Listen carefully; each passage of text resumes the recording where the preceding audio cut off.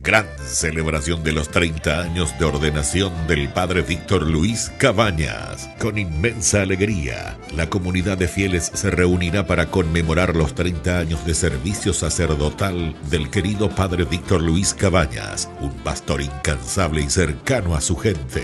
A lo largo de estas 3 décadas, el padre Víctor ha sembrado con amor, fe y dedicación el mensaje de Cristo, tocando corazones y transformando vidas.